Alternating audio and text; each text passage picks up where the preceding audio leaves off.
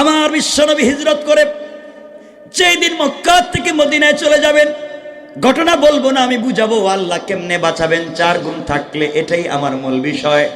আমার নবী যেদিন চলে যাবেন রাত্রবেলা, গভীর রাত্রে হযরত জিবরিল আমিন আমার নবীকে ঘুম থেকে উঠালেন। ঘুম থেকে উঠবার পরে বিশ্বনবী বললেন, জিবরাইল রে, এত গভীর রাত্রে তুমি আমার ঘরে কেন আসছো? জিবরাইল জবাব দিলেন, ইয়া রাসূলুল্লাহি ইয়া হাবিবাল্লাহ, এসেছি, আল্লাহ ফরমান দিয়েছেন, এই মুহূর্তে বলেছেন হিজরত করে ইয়াসরিব চলে যান, খেজুর বাগানের দিকে চলে যান, মদিনার দিকে চলে যান। নবীজি কথাগুলো শুনে মুচকি হাসলেন, তৈরি হয়ে গেলেন, কাপড় পরলেন। জিবরিল আমিন বলছেন, পয়গম্বরে আরবি যত দ্রুত পারেন মক্কা ছেড়ে চলে যান, কারণ কাফেরেরা সকালবেলা আপনাকে যেখানে পাবে ওখানে আঘাত করবে। আমার নবী তৈরি হয়ে গেলেন, মদিনা চলে যাবেন। হঠাৎ করে শুনেন কাফের বেঈমানেরা ঘরের চতুর্দিকে নেশা নিয়া, বল্লম নিয়া, তীর নিয়া দাঁড়িয়ে আছে। নবীজি ঘর থেকে বের হলে আঘাত করবে, শহীদ করে ফেলবে, হত্যা করে ফেলবে।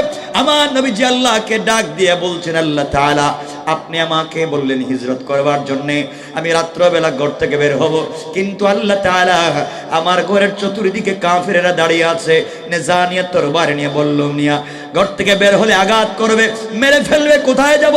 আল্লাহ রাব্বুল ইজ্জত ওয়াল জালাল বললেন, বন্ধুরে শুধুমাত্র কেবলমাত্র আমার উপরে ভরসা করে ঘর থেকে বের হয়ে যাও, ইন্নাল্লাহ মানা।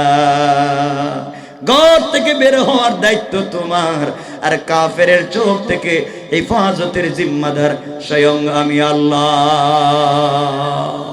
আল্লাহু আকবার। আমার বন্ধুগণ গভীর মনোযোগ, পয়গম্বরে আরবি রেডি হয়ে গেলেন, ঘর থেকে বের হবেন, মানব সুলভ আচরণ করে বলছেন, আল্লাহ তাআলা আপনি তো বলেছেন বের হয়ে যাব, বিশ্বাস করি বের হয়ে যাব, কিন্তু মনের ভিতরে শান্তি পাই না, ওয়ালাকিন লিয়াতমাইন্না কালবি, অন্তরে প্রশান্তি পাই না, না জানি বের হলে আবার মাইরে ফেলায় কিনা, পাথর দিয়ে আঘাত করে কিনা। আল্লাহ তাআলা একটা উপকরণ দেন যার মাধ্যমে বাঁচতে পারি। আল্লাহ বলেন, বন্ধুরে তাহলে শোনো, হাতের মধ্যে কঙ্কর নাও, হাতের মধ্যে বালি নাও, হাতের মধ্যে পাথর নাও, কোরআন থেকে তেলাওয়াত করো, হাতের মধ্যে ওগুলো নিয়ে দরজা খুলে কাফেরদের উপরে নিক্ষেপ করো, আমি আল্লাহ কথা দিলাম তোমাকে বাঁচাইয়া দেব। এবার নবীজি চোখের পানি ছেড়ে আল্লাহকে ডাক দিয়ে বলছেন, আল্লাহ তাআলা আপনি বলেছেন বের হয়ে যাওয়ার জন্য, কঙ্কর দিয়ে আঘাত করার জন্য, কাফেরেরা তো একদিকে দায় নাই, চতুর্দিকে ঘরকে বেষ্টন করে রেখে দিয়েছে, আমি দরজা খুলে যদি একদিকে পাথর মারি, অন্যদিকের কাফেররা আমাকে ঘিরে ফেলবে, আঘাত করবে। পাথর মারলে তো একদিকে যায়, পিছন দিকে তো যাবে না, একদিকে মারলে পিছন দিক থেকে আমাকেও মারবে। এবার আল্লাহ ডাক দিয়া বলছেন, বন্ধুরে, বন্ধু যাকে বানিয়েছি রাস্তাঘাটে কেউ মেরে ফেলবার জন্য না, কথা দিলাম, আমি বন্ধু কথা দিলাম, ঘর থেকে বের হয়ে হাতের মধ্যে পাথর নিয়া তুমি একদিকে নিক্ষেপ করবা, আর আমি আল্লাহ কথা দিলাম সকল কাফেরদের চুকে চুকে পাথরগুলা পৌঁছে দেওয়ার দায়িত্ব নিয়েছি স্বয়ং আমি আল্লাহ। আল্লাহু আকবার। এবার আমার বিশ্বনবী হাতের মধ্যে পাথর নিলেন, কোরআন থেকে তেলাওয়াত করলেন, দরজা খুললেন, সামনের দিকে পাথরগুলা মারলেন, তাকায়া দেখেন মারলেন একদিকে, কাফের চতুর্দিকে, তাকায়া দেখেন ডাইনের কাফেরদের চুকে পৌঁছে গেছে, বাম দিকের কাফেরদের চুকে পৌঁছে গিয়েছে, পিছনের কাফেরদের চুকে পৌঁছে গিয়েছে। নবীজি আশ্চর্য হয়ে গেলেন, মারলাম একদিকে, গেল দেখে চতুর্দিকে, সবাই চোখ রগড়ায়, সবাই চোখ মুছতে লাগলো। নবীজি পৌঁছে গেলেন, ঘটনা বলবো না, পৌঁছে যাওয়ার সময় দীর্ঘ ঘটনা। দীর্ঘদিন পরে আল্লাহ বিশ্ব নবীকে মদিনায় ডাক দিয়ে বলছেন, বন্ধুরে ওই দিন যে ঘর থেকে বের হয়ে গেলা, যাওয়ার সময় আমাকে বলছিলা একদিকে মারলে একদিকে যায়, অন্যদিকের কাফেররা তোমাকে কি আঘাত করেছিল? আল্লাহ তাআলা না করে নাই, ওদের চোখেও পড়েছে, পিছনের কাফেরদের চোখে পড়েছে। নবীজিকে বলছেন, বন্ধু বলো তুমি কই দিকে মারছো? নবীজি বলছেন, আল্লাহ শুধু সামনে মারলাম, পিছনে কেমনে গেল জানি না। আমার আল্লাহ জবাব দিচ্ছেন, বন্ধু তাহলে শোনো, আমার রামাইতা ইদ রামাইতা ওয়ালাকিন্নাল্লাহ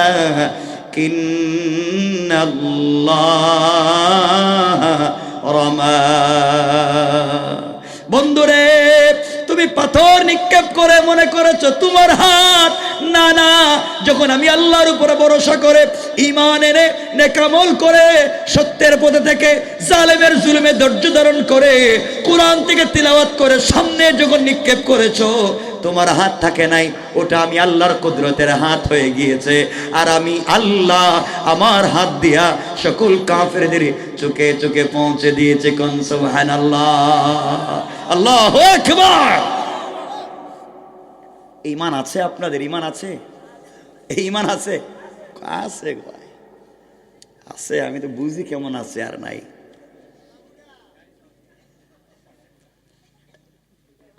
কষ্ট হচ্ছে আপনাদের? রাত্র কয়টা হয়েছে? 11টা হয়েছে। কেমনি গড়ে মনে নষ্ট নাকি? তা 12টার উপরে। ভাই কি লম্বা করবো কিছু না? আরে শুনেন না, আমি কাউকে কষ্ট দিয়ে ওয়াজ করতে চাই না। ঘুমান নাই কেউ? একজনও না? কি কয়? শুনেন কি বলতে চাই, বুঝো। তাহলে এখন এগুলা দিয়ে বুঝাতে চাইলাম, আল্লাহ বলছেন তোমরা যদি আমার উপর বিশ্বাস করো, কথা দিলাম রাস্তায় তোমরা একা নই, আমি আছি। ঠিক কিনা বলেন? এই জন্য আমার আল্লাহ 4 নম্বর গোল বলছেন, ওয়াল্লাযীনা ইয়াকুলুনা রব্বানা ইসরিফ আন্না আযাব জাহান্নাম ইন্না আযাবাহা কানা গারামা।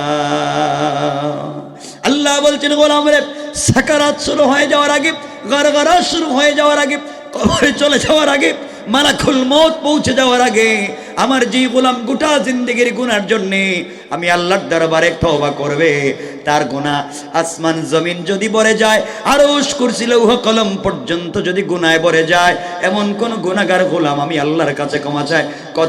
কথা দিলাম গোলাম রে, তোর চোখ থেকে পানি বের হইয়া গাল ভিজে মাটিতে পড়বার আগে আগে গুনাহ মাফ করে আমার গোলাম হিসেবে স্বীকৃতি দিতে আমি আল্লাহর 1 মিনিটও দেরি হবে না। সুবহানাল্লাহ পড়েন। আর যদি এই 4 গুণ কি অর্জন করতে না পারে, তাহলে আমার শেষ আয়াত আল্লাহ বলছেন, ইন্নাহা সাআত মুস্তাকাররাম ওয়া মুকামা। আল্লাহ বলছেন ভাল লাগে না যদি 4 গুণ, তাহলে অচিরেই তোমাদেরকে এক জায়গায় নিয়ে আজীবনের মতো রাখবো। সাআত মুস্তাকাররাম ওয়া মুকামা, একামত দিব, মুসাফির না, আজীবনের মতো থাকবা এমন এক জায়গায়। এই জায়গার নাম কি? ইন্নাহা লাযা নাযাআতাল লিশাওয়া।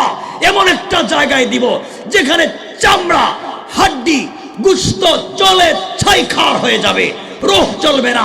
তোমাকে পিটানো হবে 1 লক্ষ বকরির বাচ্চাকে, জীবন্ত বকরির বাচ্চাকে মাথা নিচের দিকে করে পা উপর দিকে ওঠাইয়া 1 কোটি বকরির বাচ্চার শরীর থেকে নিচের দিকে চামড়া টাইনা নামালে বকরির বাচ্চাদের যে কষ্ট হবে, তোমাকেও আমি আল্লাহ মাথা নিচের দিকে করে পা উপর দিকে উঠাইয়া 19 জন ফেরেশতা দিয়া তোমার পায়ের চামড়ার থেকে মাথার দিকে টাইনা না। নাউজুবিল্লাহ বললেন না? জোরে বলেন না নাউজুবিল্লাহ। নাযাআতাল লিশাওয়া। এরপরে বলছেন তাদউ মান আদবারা ওয়া তাওয়াল্লা। যার কথা চাঁদাবাজি করলে, যার কথা আরেকজনের জমি খাত দখল করলে, যার কথা আরেকজনের গাড়ি রাস্তায় নামাইয়া চাঁদাবাজি ডাকাতি করলে, তাদউ, তোর নেতারে ডাক দে। মান আদবারা ওয়া তাওয়াল্লা, নেতা দেখবেও না, তাকাবেও না। এরপর আল্লাহ বলছেন ওয়া জামা ফাআওয়া। যারা টাকা জমাও, ডিপিএস করো, ব্যাংক ব্যালেন্স করো, মনে করেছো টাকা দিয়ে জান্নাত যাবে, আল্লাহ বলছেন ওয়া জামা ফাআওয়া। কোরআনে কারিমে সূরা হুমাযা আল্লাহ আরেকভাবে বলছেন আল্লাযী জামা মালা ওয়া আদ্দাদা। যারা সম্পদ জমা করে আর গণনা করে এককে কেমনে 10 বানানো যায় এই চিন্তা করে, আল্লাহ বলছেন পিটামু তোমাদেরকে। ভুল বলছি মনে হয়? কোরআন থিসিস করেন, কোরআন অ্যানালাইজ করেন, কোরআনকে গবেষণা করেন। আপনারা তো কোরআন পড়তে নাই, আপনারা কোরআন শরীফকে বানিয়েছেন মক্তবে বাচ্চাদের পড়াবার বই, কোরআনকে বানিয়েছেন তাবিজ আর কবজ দেওয়ার বই, কোরআন শরীফকে বানিয়েছেন শবে বরাত আর শবে কদর খতম পড়ার বই। কোরআন শরীফে বানিয়েছেন কেউ মইরা গেলে তার বাড়িতে 10 জন মিলে খতম পড়ে 300 টাকা করে পাওয়ার বই। কথা কন নাকি? এই তো কোরআনের কাজ শেষ। কারণ ইমাম সাহেব মসজিদে কোরআন নামাজে যতগুলো আয়াত তিলাওয়াত করেন, 2-4টা আয়াতের বাস্তব বিধান যদি তার পঞ্চায়েতে তার গ্রামে প্রতিষ্ঠিত হয়ে যেত, এই গ্রামে চুরি চামারি থাকতো না। কথা বলেন না কেন? ইমাম সাহেব কিচ্ছু বলতে পারেন না, কারণ বললে বেচারার চাকরি থাকবে, কিচ্ছু বলতে পারে না। যেই মুরব্বী গড়ে নিজের ছেলের বউর কাছেও মাইর খায়, পিটায়, সেই বেচারাই সেই ইমাম সাহেবের ঠেলায়। কথা বলেন না কেন? আপনাদের এলাকায় আছেন না আমি জানি না, বাচ্চারা দেখ কি আছে তো বুঝেন, সব কয়া ফেলালে তুমি যাই না ফেলাই কি আছে এলাকায়। এলাকায় দেখবেন ছোট ছোট বাচ্চারা মসজিদের নামাজে যায়। এখানে কথা বলে কে? ছোট ছোট বাচ্চারা মসজিদের নামাজে যায়, গেছে চিল্লা চিল্লি করে, এজন্য মসজিদে বাইর করে দেয়, শুধু চিল্লা চিল্লি করো কয় না? বলেনি? আসেনি আপনাদের এলাকায়? বাচ্চারা মসজিদে গেলে মসজিদ থেকে বাইর করে দেয়, দেয় না? যেই মুসল্লি বাচ্চারা মসজিদে গেলে বাইর করে দেয়, এই মুসল্লিরা আস্তে করে ঘাড় দইরা বাইর করে দিবে, না বাইরুন, আপনার মসজিদে আসার কোনো দরকার নয়। আপনি 50-60 বছর বয়সে মসজিদে আসছেন মুরব্বী, আর এই 7-8 বছরের বাচ্চা মসজিদে আসছে। আপনি যখন 7-8 বছরের বাচ্চা ছিলেন, তখন তো আপনি যাত্রা গানের সিনেমা হলে ছিলেন, ঠিক কিনা বলেন? আপনি বাচ্চাকে বের করে দেন, আপনার নামাজ তো কবুল হবে না। নামাজ পড়ে বউ পিটান, নামাজ পড়ে মাইর করেন, উল্টো পাল্টা করেন। নামাজ যদি কবুল হয়, এই মাসুম বাচ্চাদের উসিলায় নামাজ কবুল হয়, এদেরকে বাইর করে দেয়। বাচ্চারা গেছে মসজিদে, মুসল্লি একজনকে গায়, বাচ্চা একটু পিছনে যা, গেছে এক কাতার পিছনে। আরেকজন এসে গায় আরেকটু যা, গেছে আরেক কাতার পিছনে। আরেকজন এসে গায় আরেকটু যা, গেছে আরেক কাতার। যাইতে যাতে গেছে বারান্দায়, ও দূর জীবনের মসজিদে এইতাম না, ধাক্কায় ধাক্কায় বাইর করে দিল যখন, তার মসজিদে আসারই দরকার নেই। করে না এগুলা? কেন বাইর করেন? কেন? দুষ্টামি করে, চিল্লায়, চিল্লাবে, দুষ্টামি করবে, মসজিদে প্রস্রাব করবে, গ্লাস ভাঙবে, ফ্যান ভাঙে ফেলাই দিব, দরকারে মুসল্লির পায়জামা ধরে টান দিবে, ইমাম সাহেব লঙ্গি ধরে টান দিবে। তো আপনাদের কোনো অসুবিধা আছে না?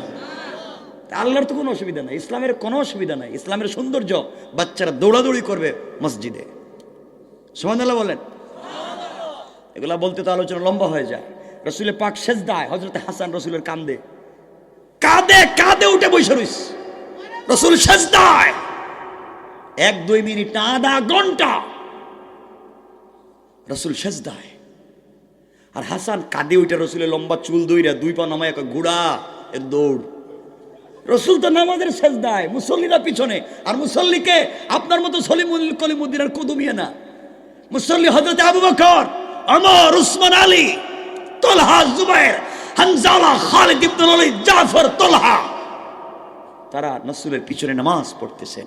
রাসূল ইমাম, আর তার কান্দে হযরত হাসান ঘোড়া খেলা। রাসূল নামায় দিতে পারতেন, একটা সেজদা দিতে বড় জোর 1 মিনিট লাগে, 2 মিনিট লাগে, আধা ঘন্টা। একটা লম্বা একটা ঘটনাও আছে, সাহাবা কেরাম নামাজের পরে রাসূল জিজ্ঞেসিলেন, এগুলা বলতে তো লম্বা হয়ে যাবে, আমি লম্বার দিকে নাই, বাতাস লাগে তো। ওরে বাবা, মুরব্বিকে বড় গরম দেখে যায়, মাশাআল্লাহ। তাই আপনারা ঠিক আছেন তো?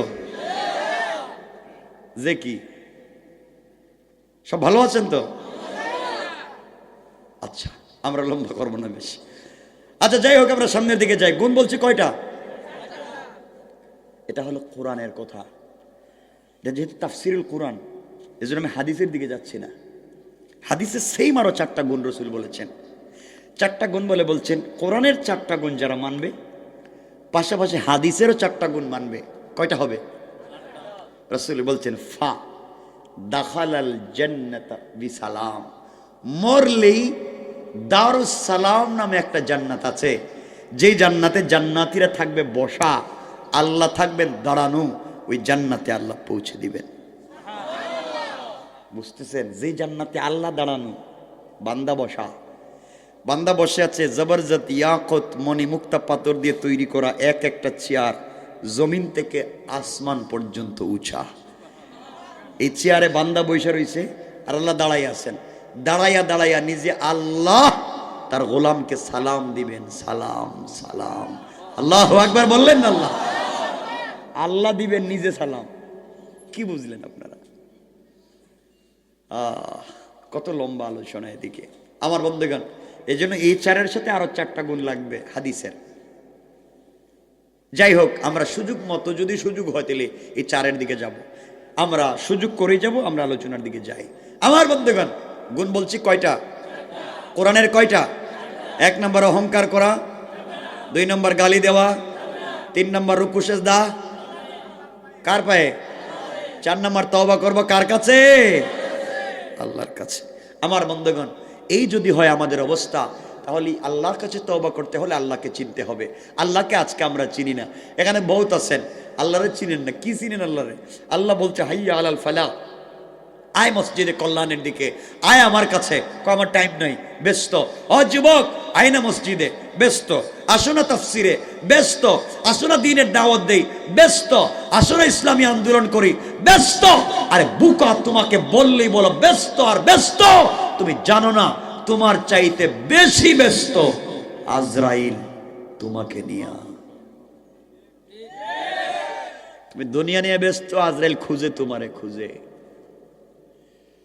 শোনো বন্দরবানের মানুষ, মনে করেছো আগামীকালকে কক্সেস বাজারে তোমার বিজনেস আছে, কয়েক কোটি টাকার বিজনেস। তোমার দোকানে রড সিমেন্টের ব্যবসা, তোমার দোকানে গাছের ব্যবসা।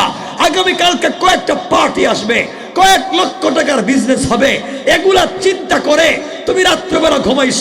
তোমার ঘরে এয়ার কন্ডিশন, এয়ার কুলার, টয়স আর সিরামিক, বালিশের দাম 50,000, বেডের দাম 1 লক্ষ, পালঙ্কের দাম 50 লাখ। তুমি বালিশে ঘুমাইছ, আগামীকালকে সকালবেলা বিজনেস করবা। বুকা, তুমি জানো না তুমি যে বালিশে ঘুমিয়েছ, হতে পারে ওই বালিশের নিচে আজরাইল বসা। আজরাইল আল্লাহকে বলছে, আল্লাহ আমসিক ও আত্রুক। ও বলছে বাড়ি তার, ও বলছে বিজনেস তার, ও বলছে ফ্ল্যাট তার, ও বলছে টাকা পয়সা তার, সব নাকি তার। একবারও তোমার নাম নে না। ও তো ঘুমিয়ে পড়ছে। বলো আল্লাহ ওরে ছেড়ে দেবো না ধর্ম। আল্লাহকে একটা থাপ্পড় দে। ঘুমের ভিতরে মারছে থাপ্পড়, শরীর গেছে ঘাইমা। সকালে ডাক্তার কয় হার্ট অ্যাটাক করছে। নাই, ঘুমে হার্ট অ্যাটাক করে না? হার্ট অ্যাটাক, থাপ্পড় খাইয়া হার্ট অ্যাটাক, শেষ, আউট। কিসের আপনি ব্যস্ত? কিসের ব্যস্ত? বাদ দেও। আবার তোমাদের দিলে কান লাগায় শুনো, কান খাড়া করো, শুনো। তোমার নাকি বিজনেস আছে, সারা রাত দিন বিজনেস করেছো। সারাদিন বিজনেস করতে জোহরের নামাজ নাই, আসর নাই, মাগরিব নাই, ঈশা নাই। ঈশার পরে টাকা গুনতে বসতো কেশের। আপনি জানেন না কেশের বাক্সের ভিতরে আজরাইল বসা। আজরাইল আল্লাহরে বলতেছে, আল্লাহ কয় টাকা নাকি তার, গনতেছে। গনতে দিব? কয় না, গনতে দেওয়া যাবে না। তাহলে কি করবো? কয় কানে একটা ফু দে। তাহলে কি হইব? কয় ব্রেন স্ট্রোক। হঠাৎ করে মাথা কাজ করতেছে না, ডাক্তারে নিয়ে গেছে, কয় স্ট্রোক করছে। নাই? তাহলে আপনি ব্যস্ত না আজরাইল? কথা কয় না। তা আপনি কিসের ব্যস্ত? বেচারা বিয়ে করবে, সবাই দাওয়াত দিছে, আজকে তার বিয়ে। একটু পরে গাড়ি ছাড়বে, বউর বাড়িতে যাবে, বিয়ে। ওয়াশরুমে ঢুকছে গোসল করতে, ঢুকছে যার বাইরে নাই, বাইরে না, ঢুকছে আর বাইরে না, মরে গেছে। কিসের ব্যস্ত আপনি? এজন্য আল্লাহর ওয়াস্তে আল্লাহকে চিনো। যুবক, তোমাদের পায়ে ধরে বলে যায়, আল্লাহকে চিনো, রবকে ভালো করে জানো, রবকে। বন্ধুগণ, গভীর মনোযোগ দিয়ে শোনো আমার কথাটা। ও ভাই যুবক, তোমাদেরকে বলছি, যুবক যারা আছো তোমাদেরকে বলছি, তোমরা নাকি ব্যস্ত, ব্যস্ত খালি প্রেম, গার্লফ্রেন্ড।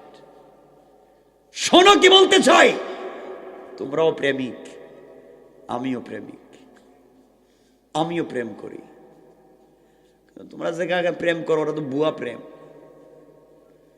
তুমি যার সাথে প্রেম করো, তোমার গার্লফ্রেন্ড, তোমার এই মেয়েটা প্রেমিকা, হয়তো তার চামড়া অনেক ডিজাইন করা, বিউটিফুল, স্মার্ট, তার বয়স এক্সট্রা অর্ডিনারি করা, শুনলে পাগল হয়ে যাও। আরে বোকা, তোমার এই মেয়ের সাথে প্রেম করতে সারা রাত ঘুমাও না, সারা রাত জেগে তার সাথে কথা বলো, এর সাথে সম্পর্ক করতে গিয়া 30 বছর বিদেশে কাটাইয়া সব টাকা ওই মেয়ের পিছনে খরচ করেছ, সারাদিন ব্যবসা করে বিকেল বেলা ওই মেয়ের বিকাশে টাকা পাঠায় দাও। আরে বোকা, মা বাবার সঙ্গে খারাপ ব্যবহার শুরু করেছ, এই মেয়ের প্রেমে পড়ে দুনিয়া নাশ, পড়ালেখা বাদ, মা বাবার সঙ্গে খারাপ ব্যবহার, ফেন্সিডিল ইয়াবা ধরেছ, বাজে ব্যবহার শুরু করেছ। বোকা, তুমি জানো না যে এই মেয়ের সঙ্গে সারা রাত্র কথা বলছো, ওই মেয়ে যদি আজকে রাত্রে মইরা যায়, কসম আল্লাহ পাকের জাতের 72 ঘন্টার ভিতরে তার চামড়ার থেকে বের হবে পোকা। কি এর চামড়া, কি এর ডিজাইন। যুবক, তোমাকে বলছি শোনো কান খাড়া করে, তুমি যেই মেয়ের প্রেমে পড়ে তো শয়তানি আর বদমাইশি করছো, তুমি জানো না ওই মেয়ে যদি ঘুম থেকে উঠে তোমার চাইতে স্মার্ট, তোমার চাইতে টাকাওয়ালা আরেকটা যুবককে পেয়ে যায়, হয়তো তোমাকে ভুলে যেতে 1 মিনিটও লাগবে না, 1 মিনিট। আল্লাহ আফসোস করে বলছেন, ইয়া আইয়ুহাল ইনসান মা গাররাকা বিরাব্বিকাল কারীম, এই মানুষ তোর কি হয়েছে, কে ধোঁকা দিয়েছে আমার মতো মহান রব থেকে। অথচ আল্লাযী খালাকাকা, আমি তোকে বানিয়েছি, তুই আমাকে চিনলি না, আমাকে একটাবার ডাকলে না, কার প্রেমে পড়লি? বললাম তোরে না আমি বানাইছি, আমার হাতটা দিয়ে বানাইছি, আমি না তোর কাছ থেকে 3 বার ওয়াদা নিছি। কেমনে তুই দুনিয়ায় গিয়ে ভুলে গেলে? তোর অক্সিজেনটা এখনো আমি দেই, তোরা ফলমূল এখনো আমি খাওয়াই, তোর হাত পায়ে জোর তো আমি রেখা দিছি, আমি তো বিকলাঙ্গ করি নাই, আমি তো তোকে কানা বানাই নাই, এত কিছু দেওয়ার পরে আমাকে চিনলে না। মনে রাখিস, চিনলে না। ওয়াত্তাকু ইয়াওমান তুরজাউনা ফিহি ইলাল্লাহ, যেদিন আবার ফিরে আসবে সাইজ করব। বলেন না ভুল বলছি? যুবকদেরকে বলছি শুনো, বুয়া প্রেম বাদ দাও, প্রেম তো করেছেন আল্লাহ আমার রাসূলের সঙ্গে। মাঝে মাঝে আল্লাহ আমার রাসূলকে ডাক দিয়ে বলতেন, ইয়া আইয়ুহাল মুদ্দাসসির ইয়া আইয়ুহাল মুজাম্মিল কুম ফাআনজির ওয়া রাব্বাকা ফাকাব্বির ওয়া সিয়াবাকা ফাতাহির। ও চাদরওয়ালা চাদর খোলো, কম্বলওয়ালা কম্বলের নিচ থেকে বের হও। ও হাবিবুল্লাহ, তোমার কম্বলের নিচে খাদিজাকে নিয়া শুয়ে আছো তুমি জমিনে, আল্লাহু আরশ ইস্তাওয়া, আমি আরশে আজিমে একা একা ভালো লাগে না। বন্ধু, প্রেম তো তোমার সাথে, কারে নিয়ে ঘুমাইলা? আমি ঘুমাই না তোমার জন্যে, লা তাখুযুহু সিনাতুন ওয়ালা নাওম, আমার ঘুম আসে না তোমার জন্যে, তুমি কেমনে ঘুমাইলা?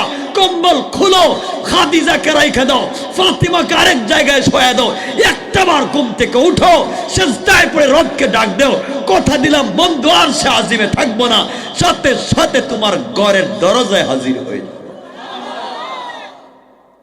রব তো তার নাম। আমি আজকে রাত্রে কেমনে চিনাবো সেই রব? কেমনে ভুলে যাও? আমি কেমনে বুঝাবো? কত কথা দিলে পড়ে, সব কথা তো এত রাত্রেও বলা যায় না। এই জন্য ভাই তোমাকে বলছি, তুমি এত ব্যস্ত, আরে এলাকার চৌধুরী বাড়ির চৌধুরী বাড়ি থাকবে, চৌধুরী থাকবে না। বহুত খান বাড়ির খান বাড়ি থাকবে, খান সাহেব থাকবেন না। এমপির বাড়ির এমপির বাড়ি থাকবে, এমপি থাকবেন না। চেয়ারম্যানের বাড়ির চেয়ারম্যান বাড়ি থাকবে, চেয়ারম্যান থাকবেন না। আপনার বানানো বাড়ি থাকবে, আপনি থাকবেন না। আপনার বিজনেস থাকবে, অফিসে আরেকজন বসবে, থাকবেন না শুধু আপনি। আফসোস করে বলছে, ইয়া আইয়ুহাল ইনসান মা গাররাকা বিরাব্বিকাল কারীম, কে তোমাকে ধোঁকা দিয়েছে রব থেকে? কেন? আমরা ফিরে আসতে পারবো ইনশাআল্লাহ? একবার বলো না ইনশাআল্লাহ। গোলাম এত গুনাহ করবার পরে যখন আল্লাহকে ডাক দিয়া বলে আল্লাহ, তখন ফেরেশতাদেরকে জিজ্ঞাসা করেন, বল ফেরেশতা ও কে ডাক দিছে? আল্লাহ, ও তো তোমারে চিনে না, নাফরমানি করছে 70 বছর, এখন তোমারে ডাক দিছে। আল্লাহকে ডাক তো দিছে আমারে, দেখি দেখি কি বলে। কি বলে? গোলাম শুনো, আজকের শিয়রতলির যুবক আর যুবতী, মা আর বাবা, শুনো, তোমাদের পায়ে ধরে বলে যাচ্ছি, গুনাহগার গোলাম গভীর রাত্রে যখন সিজদায় পড়ে গুনার কথা মনে করে, আল্লাহকে যখন ডাক দিয়ে বলে সুবহান রাব্বিয়াল আলা, যখন সুবহান বলে ডাক দেয়, ফেরেশতাদেরকে আল্লাহ বলেন, বল ফেরেশতা, এই গোলাম তো গুনাহগার, এটা তো বিয়াদব, আমার দ্বারে কাছে আসে না। আজকে আবার কি বলছে? আল্লাহ ঘুম থেকে উঠা কান্না কইরা বলতেছে সুবহান, তুমি নাকি পবিত্র, সেও পবিত্র, জিন্দগিতে বহুত অন্যায় করছে, আজ স্বীকার করছে সেও পবিত্র, তুমি পবিত্র। আল্লাহ বললেন ও কি আমাকে দেখছে? আল্লাহ না দেখেই বলছে তুমি পবিত্র। আল্লাহ বললেন সাথে সাথে সাব্বাহতানি, অবশ্যই আমি পবিত্র। আর গোলাম আজকে বিশ্বাস করে স্বীকার করবার কারণে সাব্বাহতুকা, গোলাম তোকে দুনিয়ায় বানালাম পবিত্র, আর আখিরাতে দিলাম বিনা হিসাবে জান্নাত। গোলাম যখন সেজদায় পড়ে বলে আলা, তখন ফেরেশতাদেরকে আল্লাহ বলেন, বলছে কি? আল্লাহ বলছে আলা, তুমি নাকি বড়, সে ছোট, বহুত অহংকার করছে, বহুত টাকার গরম আর ক্ষমতার গরম দেখাইছে, আজ বুঝতে পারছে তার কিচ্ছু নাই। হে ছোট, আলা তুমি বড়। আল্লাহ বলেন আলাইতানি, অবশ্যই আমি বড়। আর গোলাম আমাকে স্বীকৃতি দেওয়ার কারণে আলাইতুকা, গোলাম দুনিয়ায় বানালাম বড়, আর আখিরাতে বড় বানাইয়া বহুত পয়গম্বরদের আগে জান্নাতের ফয়সালা করে দিলাম। এই রবকে চিনেন না, এই রবকে চিনতে পারেন না। এজন্য আমরা রবকে চিনবো তো ইনশাআল্লাহ। সবাই বলেন না ইনশাআল্লাহ। 12:30 হয়ে গেছে, সালা এই রাস্তা দিতে যাওয়া লাগবে আবার বাইরে। একবার আমার রাস্তায় নিয়ে দিব কেনা?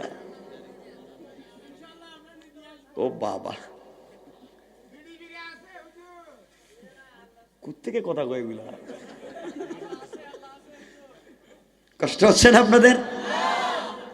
শোনো যুবক, খুব লম্বা করবো না, গুণ বলছি কয়টা? নাম বলছি, তাফসিরে যাচ্ছি না। হাদিসের 4টা গুণ বলে দিই। রাসূল বলছেন কোরআনের 4 গুণের সঙ্গে যারা হাদিসের 4 গুণ মানবে তারা দারুস সালাম নামক একটা জান্নাত আছে, যেই জান্নাতে আল্লাহ একটা প্রোগ্রাম করবেন। এই প্রোগ্রামে বিশেষ অতিথি হামদে বাড়ি তাআলা পরিবেশন করার জন্য দাওয়াত করবেন ইসরাফিলকে, বিশেষ অতিথি হিসেবে দাওয়াত করবেন পয়গম্বর দাউদকে, প্রধান অতিথি হিসেবে দাওয়াত করবেন আমার নবী, আপনার নবী, সরকারে কায়নাত নবী, দু জাহানের সরদার নবী, বিশ্ব নবী মুহাম্মদ রাসূলুল্লাহ সাল্লাল্লাহু আলাইহি সাল্লামকে। আর সভাপতিত্ব করবেন স্বয়ং আল্লাহ। আল্লাহু আকবার বলেন না? এই 4 গুণ মানলে ওখানে যাবেন। এই 4 গুণের নাম বলে যেমন তাফসির করতাম না। আমার বন্ধুগণ, রাসূল পাক হাদিসে বলছেন এই 4 গুণের 1 নম্বর হলো আফসুস সালাম। যারা একে অপরকে সালাম দেয়, এই কোরআনের 4টা গুণ মানবার পরে হাদিসের 4টা গুণ। 1 নম্বর হাদিসের, যারা একে অপরকে সালাম দেয়, কি দেয়? আপনারা দেননি? আপনারা তো সালাম আলাইকুম, সালাম আলাইকুম বস, বস কইটা কি? এটা কি? এটা কি? ফেরেশতারা আল্লাহর কাছে গিয়ে জিজ্ঞাসা, আল্লাহ আপনি সালাম শিখাইলেন এক সিস্টেম, হেরা দিকে আসসালামু আলাইকুম মানে কি কইল? আল্লাহ তা তো আমি বুঝতেছি না, সালাম তো মুখ দিয়ে দিলাম সুন্দর করে কইতো, এই সালাম আলাইকুম কয় কি? তো আরেকজন ফেরেশতা কইতেছে আল্লাহ মনে হয় ভয় দেখাইতেছে ওরে, বলে ক্ষমতা না থাকলে পিটামু, ঠিক না? এই সালামটা পাইলেন কই? সালাম দিবেন মুখ দিয়ে আসসালামু আলাইকুম ওয়া রাহমাতুল্লাহ বলবেন তো? বলেন ইনশাআল্লাহ।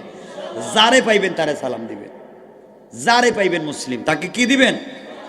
আল্লাহ কবুল করুক। সালাম দিবেন তো? বাসায় গিয়া বউরে, হ্যাঁ বউরে সালাম দেননি? কি কর সালাম দেননি বউরে? ইনশাল্লাহ কি সালাম দেন না? তাইলে বউরে সালাম দেন না? আচ্ছা, বউর সাথে দুশ্মনীটা একটু একটু করে কন আমারে। বউরে সালাম দিলে সমস্যাটা কি? এটা আমারে কন, সালাম দেন না কেন? বউরে বানাইছেন ঘরের কামলা, এই ওয়াজ করলে তো বাসা যাইতে পারবেন না, আজকে বাসা যাওয়া বন্ধ করে দিব। বউরে বানাইছেন কাজের বুয়া, বেচারি ঘুম থেকে উঠেই নাস্তা তৈরি করো, ওয়াশরুম পরিষ্কার করো, বাথরুম দেওয়া শুরু করো, বউ বাচ্চা মা বাপ 14 গোষ্ঠীর কাপড় চোপড় ধোয়া দো, সব পরিষ্কার করে বাচ্চার টিফিন তৈরি করো, বাচ্চারা নিয়ে স্কুলে যাও, মা বাপের নাস্তা করাও। ভুল বলতেছি? এরপরে যদি গরু ছাগল থাকে তাও বাইর করো, হাঁস মুরগ থাকলে তাও দেখো। বউ যে ঘুম থেকে উঠে যে কাজ শুরু করছিল, ঘুম পর্যন্ত কাজ করতে করতে করতে করতে কোন সময় যেন না খাইয়া ঘুমাইয়া গেছে, জামাই আইসা যা টেবিলে পাইছে সব খাইছে, মাগার বউরে জিগায় নাই তুই খাইছিস নি? ঠিক কিনা বলেন? ঠিক কি? আবার বউর সাথে তো দুশ্মনী কি? কেন বউ এত কাজ করবো কেন? এত কাজ করবার পরে রাত দিন 24 ঘন্টা বউ কাজ করে, তারপরেও বছরে বছরে একটা বাচ্চা প্রোডাকশন না দিলে তার ঝামেলা আছে। এটা কি মেশির বাচ্চা দেওয়ার? কি পাইছেন আপনারা? হাসতেছেন আবার। এগুলো কি শুরু হয়েছে আমি বুঝতে পারলাম না। শুধু বাচ্চাই দিবে বউ, এটা প্রোডাকশন মেশিন।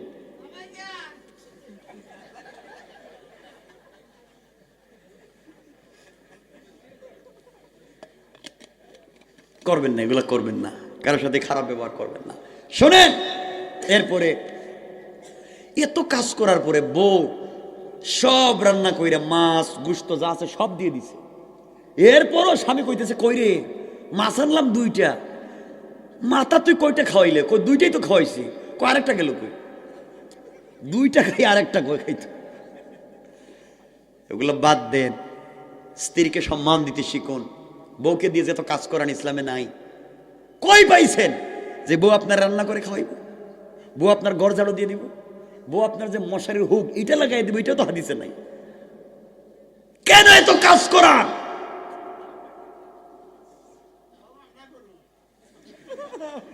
আপনারা রান্না করে খাওয়ানো, এটা সুন্নত হাদিসে আছে।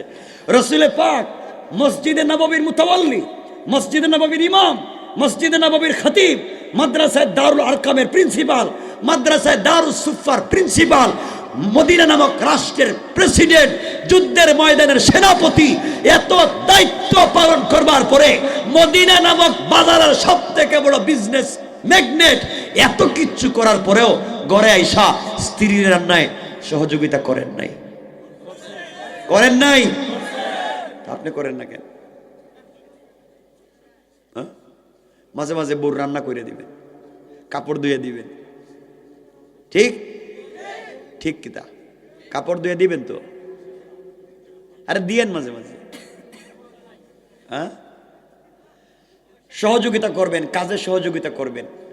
স্ত্রীকে অবশ্যই সহযোগিতা করবে, এটা কাজের বুয়া না, এটা তোমার ওয়াইফ। কারণ তুমি যত বড় বুজুর্গ হও, কিয়ামতের দিন আল্লাহ সব বাদ দিয়ে বউরি জিগাইবেন, ক তোর জামাই যে বল্টু এটা কেমন ছিল? ও যদি শুধু উল্টা পাল্টা কয় আর আপনার যত বড় পিসাবন, কাজ হইতো না। ঠিক কিনা বলেন? কারণ আপনার সার্টিফাই ওখান থেকে আসবে। মানে আজকের থেকে সাবধান, বউর সাথে ভালো ব্যবহার করবেন।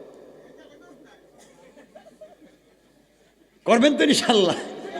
বউর সাথে ভালো ব্যবহার করবেন তো ইনশাল্লাহ? আমার বন্ধুগণ, মাঝে মাঝে ঘরে গিয়া বউরে লিপস্টিক লাগাই দিবেন। হাসে, খারাপ না তো, সুন্নত হাদিসের কথা বলছি। মাঝে মাঝে স্ত্রীর ঠোঁটে লিপস্টিক লাগাই দিবেন। হ্যাঁ, লাগাই দিবেন না? কইকে না মানে কি? মানে বউর কি, বউ হচ্ছে জি না সৌন্দর্য। আমার সুন্দর, আমি কেমনে স্মার্ট করব এটা আমি জানি। কেন করবেন না? মাঝে মাঝে ঠোঁটে লিপস্টিক লাগাই দিবেন। হ্যাঁ, এরপর আলতা, আলকাতরা সব তাকে সুন্দর বানাবেন। মাঝে মাঝে চুল বেনি করে দিবেন, চুল আঁচড়াইয়া। বেনি করা তো বুঝেন, বেনি না শীতি বুঝেন? বেনি করা। রাসূল পাক দেখেন না, হাদিস বলে শামাইলে তিরমিজি, তিরমিজির 2য় খণ্ড লাস্টের অংশ, শামাইলে তিরমিজি, মা আয়েশা সিদ্দিকা রাদিয়াল্লাহু তাআলা আনহার বর্ণনা। তিনি বলেন, নবীজি একদিন ঘরে আসলেন, আয়েশা আমার চুল আউলা জাউলা দেখলেন। তো নবীজি বলছেন, আয়েশা তুমি তো এত স্মার্ট, এত সুন্দর, কিন্তু চুলগুলো এত ঠিক করে রাখতে পারো না, তুমি একটা সুন্দর করে কাপড় পরতে পারো না। তো আয়েশা বলছেন, আপনি এমন স্বামী, আমার চুলগুলোও বেঁধে দিতে পারেন না, আমাকে কাপড়ও ঠিক মতো পরাই দিতে পারেন না। তো রাসূল পাক নিজে আয়েশাকে কাপড় পরাইয়া চুলগুলা তেল দিয়া নিজে বেনি করে দিচ্ছেন, শীতি করে দিচ্ছেন। কারণ সুবহানাল্লাহ। আপনারা দেননি, মিথ্যা কথা কইেন না। কে? আরে যারা বিয়ে করছো না এরা তো বুঝি না, তারা শয়তান বেশি। কার মুখে চাইনিজে গিয়ে খাওয়া এটা আমার জানা আছে। যারা বিয়ে করছেন এটা করেননি বাবা। বউর সাথে একটু ভালো ব্যবহার করবেন, মাঝে মাঝে চুলগুলো আছড়াইয়া দিন, কাপড়টা নিজে পরাইয়া দিবেন ইনশাল্লাহ। চাইলে মাঝে মাঝে স্ত্রীর চুলে কালার করবেন। কালার, রং লাগায় না, কালার করে না চুল? না কই বুঝি না, না কই কে না কেন আমার বলেন, দুইটা কোন হাদিসে কে কোন হুজুর বলছেন না কত?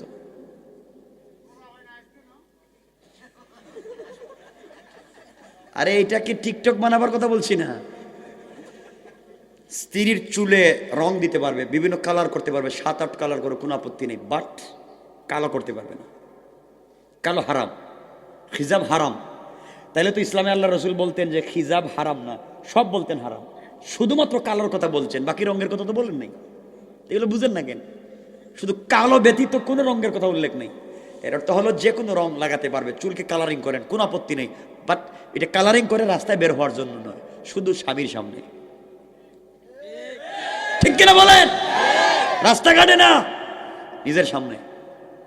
আপনারা তো সাজাইয়া, আমি বুঝতে পারলাম বাংলাদেশের স্বামীরা যেহেতু বুকা, এটা কি বলদ করবো না আর কিছু করবো, যে বউরে সুন্দর করে সাজাইয়া পার্লারিং করে নিয়ে যায় কই বিয়ে শাদিতে মার্কেটে। আরে বুকা, এত সুন্দর কাপড় কিনলে, এত সুন্দর জুতা মুজা কিনলা, এত সুন্দর পারফিউম দিলে, সব দিয়া রাস্তায় নিয়ে আরেকজনে ফিরি দেখায়, আর তুমি যে বিয়ে করে আনছিলে 10 লাখ টাকা মোহর দিয়া, বউ যখন তোমার সাথে ঘুমায় হৌ ছেঁড়া জুতো আর ছেঁড়া কাপড়।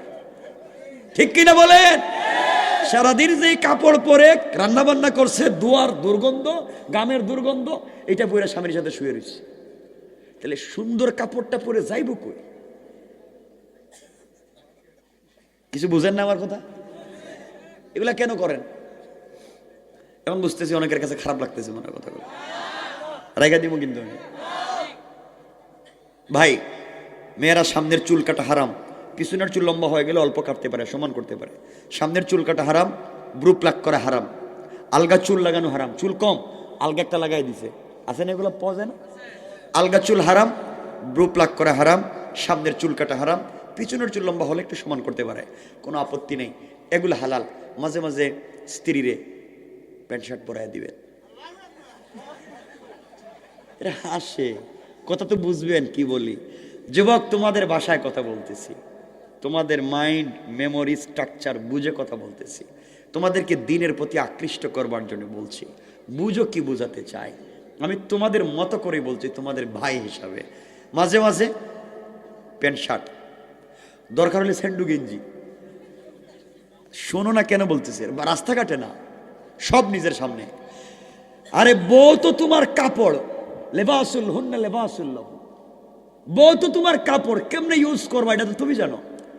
কেন বলছি শোনো, স্ত্রীকে যদি স্মার্ট করে, পৃথিবীর সব থেকে সুন্দর ডিজাইন করে, আকর্ষণীয় কাপড় পরাইয়া বিউটিফুল করে নিজের সামনে যদি উপস্থাপন করো, কসম, রাস্তায় গিয়ে অন্যের বউর দিকে, অন্যের মেয়ের দিকে চোখ যাবে না।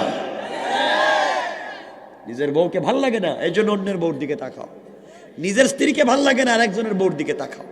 তাহলে আরেকজনের বউ শার্ট পরে রাস্তায় বাইরে হয়েছে, হেরে তোমার ভাল লাগে, তোমার বউরে পরাইয়া ঘরে রাখতে পারো না।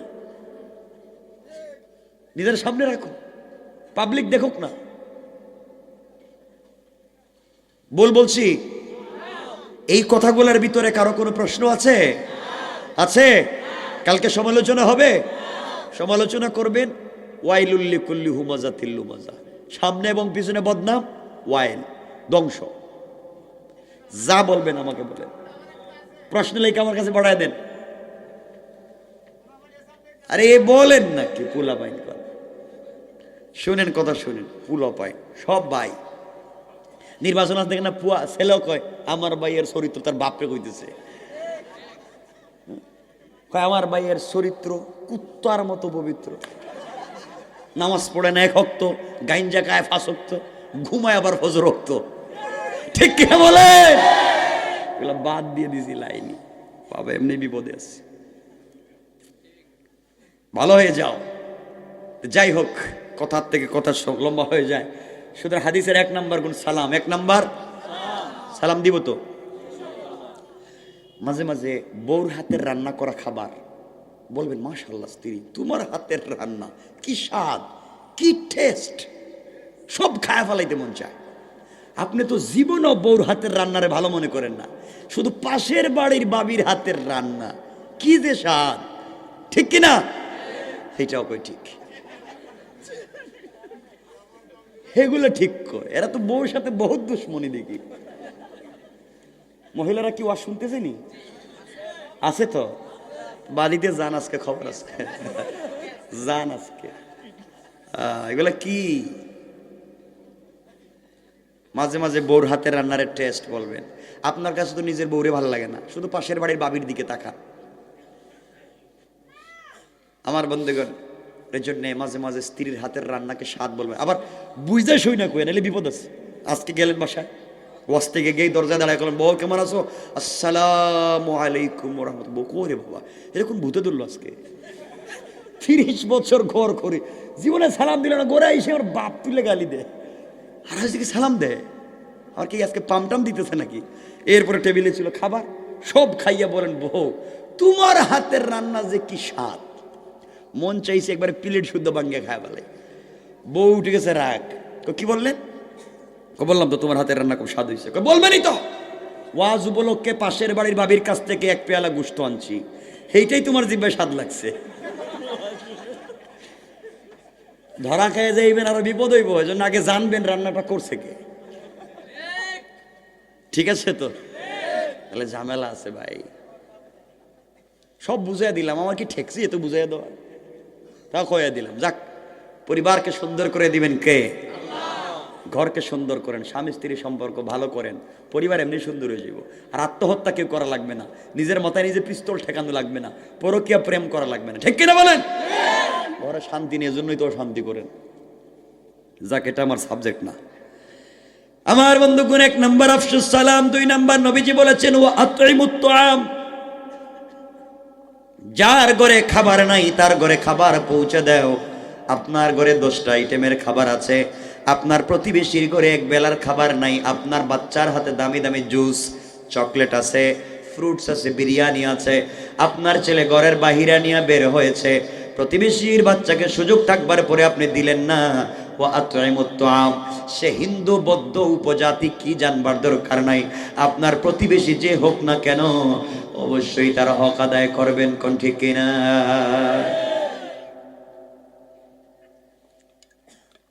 3 নম্বর নবীজি বলেছেন ওয়াসিলুল আরহাম। আত্মীয়তার বন্ধন ঠিক রাখবেন। আমার বন্ধুগণ, আত্মীয়তার বন্ধন ঠিক রাখবার কোনো সুযোগ নাই। যেই ছেলেরা বিয়ের আগে মাকে ভালোবাসে, বাপকে ভালোবাসে, বিদেশে তাকে টাকা পয়সা মা বাবার জন্য পাঠায়, ভাই বোনের জন্য পাঠায়, এত ভদ্র ছেলে যেই দিন বিয়ে করে, বিয়ের পর দিন থেকে তার বউ, তার শালি, তার শ্বশুর শাশুড়ি ছাড়া তার চৌকে আর কিছুই দেখে না। লাশেরি এলাকায় এগুলা করা যাবে না। 3 নম্বর ওয়াসিলুল আরহাম। 4 নম্বর নবীজি বলেছেন সাল্লু ফিল লাইলি ওয়ান নাসু নিয়াম। রাত্র যখন গভীর হয়ে যায়, দুনিয়ার মানুষ ঘুমাইয়া যায়, কত সন্তান বাবার গলা জড়িয়ে ঘুমিয়ে যায়, কত মেয়ে মার গলা জড়াইয়া ঘুমায়, কত স্বামী স্ত্রীর সঙ্গে গলা জড়াইয়া ঘুমিয়ে যায়। ওই গভীর সময়ে যেই বান্দার বান্দি ঘুম থেকে উঠে সালাতে দাঁড়িয়ে চোখের পানি ছেড়ে দেয়, রাসূল বললেন ফাদাখালাল জান্নাতা বিসালাম। ইন্তেকাল করতে দেরি হবে, আল্লাহর তৈরি জান্নাতে যেতে 1 মিনিটও দেরি হবে না। কোন সুবহানাল্লাহ। সুতরাং 1 নম্বর হলো অহংকার করা যাবে না, 2 নম্বর গালি দেওয়া যাবে না, 3 নম্বর রুকু সেজদা আল্লাহর পায়ে, 4 নম্বর তওবা করব আল্লাহর কাছে, 5 নম্বর সালাম বিনিময়, 6 নম্বর প্রতিবেশীর হক আদায় করব, 7 নম্বর আত্মীয়তার বন্ধন ঠিক রাখবো, 8 নম্বর গভীর রাত্রে উঠে আল্লাহর কদমে সেজদা করব। এই 8 গুণ যারা মানবেন, রাসূল বলেছেন ইন্তেকাল করতে দেরি হবে, দারুস সালাম নামক জান্নাতে যেতে দেরি হবে না। পড়েন সুবহানাল্লাহ। এখন কি আমরা দারুস সালামে যাব না এখানে রেখে দিব? ইনশাআল্লাহ দরকার নেই, আর রেখে দিই। পনেকটা ভাই, পনেকটা হয়ে গেছে। গুণ বলছি কয়টা? কথা বলে 8টা। তাইলে একটু সামনে যাই। আমার বন্ধুগণ, কিয়ামতের দিনে হিসাব নিকাশের পরে জান্নাতীরা যখন জান্নাতে চলে যাবে, জাহান্নামীরা যখন জাহান্নামে চলে যাবে, এমন সময় আমার আল্লাহ জান্নাতীদেরকে সম্বোধন করে বলবেন, জান্নাতীরা বলো তো আমি আল্লাহ দুনিয়ার জমিনে কোরআনে কারিমে জান্নাতের যত নাজার নিয়ামতের কথা বলেছি, কোরআনে কারিমের ভিতরে জান্নাতের যত ফলমূল, জান্নাতের নিয়ামতের বর্ণনা দিয়েছি, তোমরা তো জান্নাতে চলে এসেছো, বলো তো জান্নাতের নিয়ামত কি পেয়েছো? সকল জান্নাতীরা আল্লাহকে এক বাক্যে ডাক দিয়া বলবে, আল্লাহ তাআলা আপনি কোরআনে কারীমের ভিতরে জান্নাতের যত নিয়ামতের কথা বর্ণনা করেছেন, জান্নাতে আসার পরে তার চাইতে 97 গুণ বেশি পেয়েছি। আল্লাহ রাব্বুল ইজ্জত ওয়াল জালাল বলবেন, জান্নাতীরা জবাব দাও 97 গুণ বেশি নিয়ামত পেয়েছো, তোমরা কি আর কিছু চাবে কি? তোমাদের চাওয়ার আছে কি? জান্নাতীরা বলবে, আল্লাহ তাআলা যা বলেছেন তার চাইতে 97 গুণ বেশি পাইলাম, আর কিছু আছে কি? আর কি চাবো আমরা জানি না। একটা বাড়ি বলছেন 97টা, একটা মাঠ বলে 97টা, একটা বিল্ডিং বলে 97। আল্লাহ যা বলছেন তাকে 97 বাড়াইয়া দিয়েছেন, আর কি চাই? আর কিছু লাগবে না। আল্লাহ বলবেন, দেখো আর কিছু লাগবে কি? সাধারণ জান্নাতীরা জবাব দিতে পারবে না। সকল জান্নাতীরা একত্রিত হয় আলিমুল আমাদের কাছে যাবেন, মোল্লা মৌলবীদের কাছে যাবেন, আর বলবেন, হুজুর আপনাদের ওয়াজ শুনে শুনে, আপনাদের নসিহত শুনে শুনে জান্নাত পর্যন্ত চলে এসেছি, জান্নাতের 97 গুণ বেশি নিয়ামত পেয়েছি। আল্লাহ তাআলা এবার জিজ্ঞাসা করছেন, আর কিছু চাবো কি? আমরা জানি না, আমাদের আর কিছু তো চাওয়ার নাই, যা চাইলাম তার চাইতে বেশি পাইলাম, আর কি লাগবে? এমন সময় সমস্ত আলিম উলামা ঐক্যবদ্ধ হয় আল্লাহকে ডাক দিয়া বলবেন, আল্লাহ তাআলা দুনিয়ার জমিনে জান্নাত পাওয়ার জন্য ইবাদত করি নাই, আয় আল্লাহ তাআলা দুনিয়ার জমিনে ইবাদত করেছি, তোমাকে না দেখে তোমার কদমে সিজদা করেছি, তোমাকে না দেখে তোমাকে বিশ্বাস করেছি, তুমি বলেছো হারাম খাওয়া যাবে না, হারামের দ্বারে কাছেও যাই নাই, সুযোগ থাকবার পরে নাফরমানি করি নাই, আল্লাহ তাআলা তোমার কথা মেনেছি, না দেখে গভীর রাত্রে তোমার কদমে সিজদা দিয়ে কান্না করেছি, আয় আল্লাহ তাআলা জান্নাত পাওয়ার জন্য ইবাদত করি নাই, দুনিয়ার জমিনে যথেষ্ট সুন্দরী নারী ছিল, জান্নাতে আসলাম, জান্নাতের হৌর গিলমান দিয়েছো, জান্নাতের বিল্ডিং বালাখানা দিয়েছো, জান্নাতের আঙ্গুর আপেল দিয়েছো। আল্লাহ তাআলা দুনিয়ার জমিনে যথেষ্ট আঙ্গুর আপেল ছিল, দুনিয়ার জমিনে যথেষ্ট বিল্ডিং বালাখানা ছিল, দুনিয়ার জমিনে যথেষ্ট সুন্দরী নারী ছিল, সব কিছুকে লাত্তি দিয়ে ফেলে দিয়েছি। আল্লাহ তাআলা একমাত্র দুনিয়ার জমিন থেকে কষ্ট করে বিদায় নিয়ে চলে আসলাম, জান্নাতে আসলে রবের দিদার লাভ করো। একটা বার যে রবকে না দেখে দুনিয়ার জমিনে তো ইবাদত করলাম, আল্লাহকে একটা নজর দেখবো। আল্লাহ তাআলা জান্নাতে আসলাম, সবগুলা নিয়ামত পেয়েছি, আঙ্গুর আপেল দিয়েছো, হুর গিলমান দিয়েছো, বাড়ি গাড়ি দিয়েছো, আয় আল্লাহ তাআলা এখন পর্যন্ত তোমার দিদার লাভ করতে পারলাম না। যেই মাহবুদের প্রেমে পড়ে এত অন্যায় থেকে নিজেকে বাঁচাইয়া নিয়ে আসলাম, সুযোগ থাকবার পরে মদ পান করি নাই, আল্লাহ তাআলা এখনো তোমাকে দেখি নাই। যে জান্নাতে আসলে রবের দিদার লাভ করা যায় না, রবকে দেখা যায় না, ওই জান্নাতের কোনো প্রয়োজন নাই। প্রয়োজন বোধে আমাদেরকে জাহান্নামে দিয়ে দাও, তবে জাহান্নামের এমন গর্তে নিক্ষেপ করে দিবা যেখানে পড়ে গেলে দুইটা নয়ন ভরে আমরা আমাদের আল্লাহকে দেখতে পারি।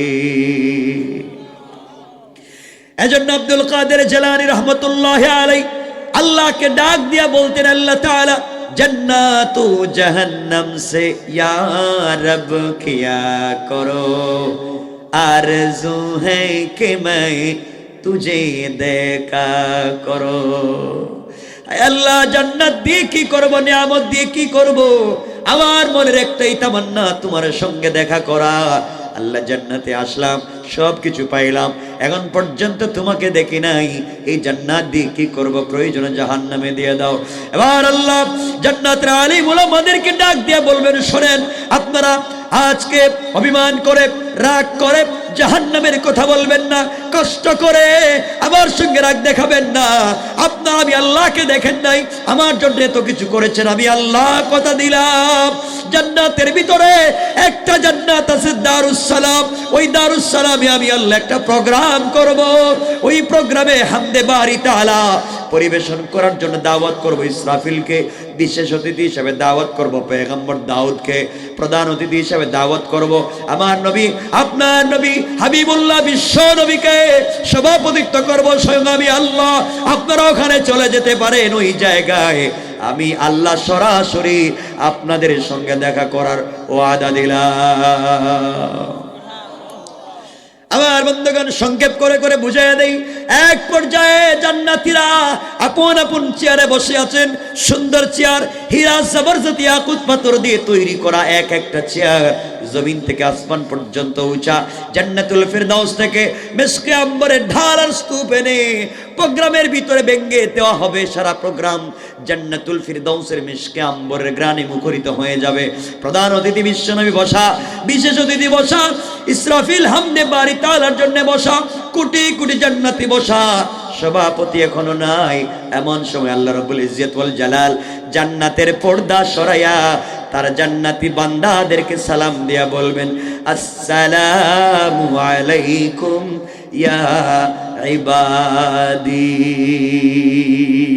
ও আমার বান্দারা, সারা জীবন আমাকে সালাম দিয়েছো, আজ আমার পক্ষ থেকে সালাম দাও। আল্লাহু আকবার। রব তো সালাম দিবে। জান্নাতীরা রবের চেহারার দিকে তাকাইয়া কি দেখতেছেন চিন্তা করেন একবার। রব, আশ্চর্য। আল্লাহ সবাইকে সালাম দিয়া বলবেন, আমি কি বসতে পারি? সবাই বলবে, আল্লাহ আপনি তো বসবেন। আল্লাহ বলবেন, দেখো আজ তোমাদের অনেক দাম। আল্লাহ বসবেন। বসার পরে বলবেন, শোনো তোমরা সবাই ভালো আছো, তোমাদের সঙ্গে কথা ছিল আমার, জান্নাতে দেখা হবে যেদিনই আউটগুণ অর্জন করে আসবা, তোমাদেরকে আমি নাস্তা করাবো। জীবনে অনেক চেষ্টা করছো, তোমরা কিছু করতে পারোনি, আজকে আমি তোমাদেরকে নাস্তা করাবো। সকালবেলার ফার্স্ট টাইমের নাস্তাটা আমি দিতে চাই।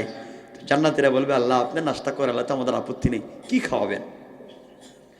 আমার আল্লাহ বলবেন, শোনো ফার্স্ট টাইম প্রথম দিনের নাস্তা, গোটা দুনিয়ার মাটির রস চিপে, মাটি চিপে রস বের করে এই রস দিয়া কাই বানাইয়া খামির বানাইয়া রুটি তৈরি করা হবে। এই মাটির ভিতরে আঙ্গুরের রস আছে, বেদানার রস আছে, ডালিমের আছে, কমলার আছে, মালটার আছে, পৃথিবীর সকল ফলের রস এই মাটিতে আছে। আল্লাহ সবগুলা দিয়ে রুটি তৈরি করবেন।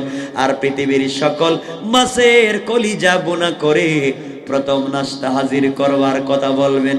পড়েন না সুবহানাল্লাহ। আমি কি ডুববো আর একটু ভিতরে? খুব খুশি। রাত্রে যে কয়টা হইতেছে এটার খবর ভাই, একটা